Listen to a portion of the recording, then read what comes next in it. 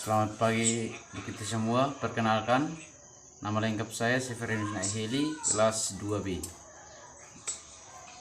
Di sini saya akan menjelaskan sedikit tentang materi katekese umat.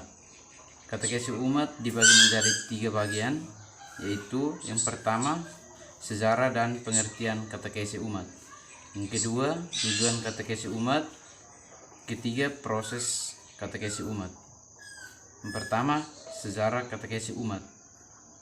PPKI 1 pada tahun 1977 muncul gagasan katekese umat sebagai arah katekese di Indonesia masa kini.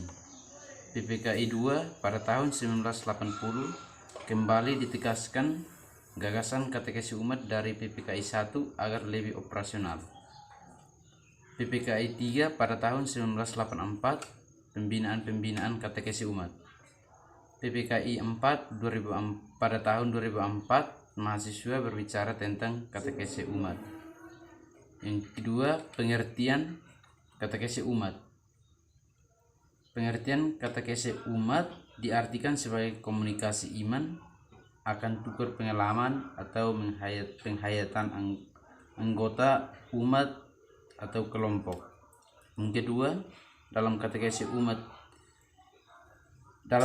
umat kita bersaksi tentang iman kita akan Yesus Kristus, pengantar Allah yang berbeda kepada kita dan pengantar kita menanggapi sabda Allah.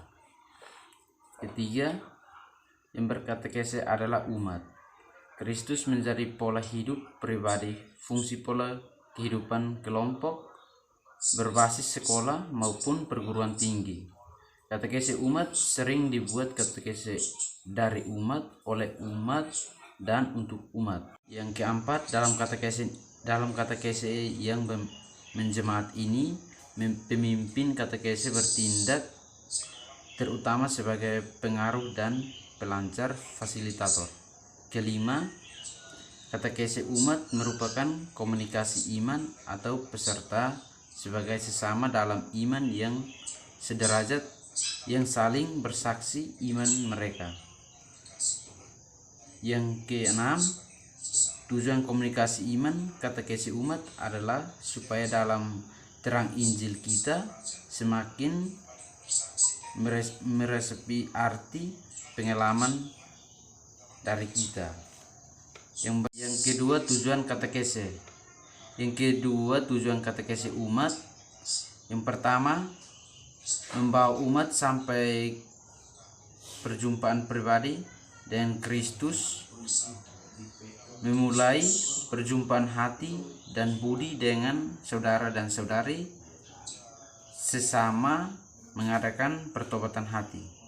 Yang kedua, membentuk dan membina jemaat Kristiani, menggambarkan salib-salib dan karisma-karisma pribadi untuk melayani sesama.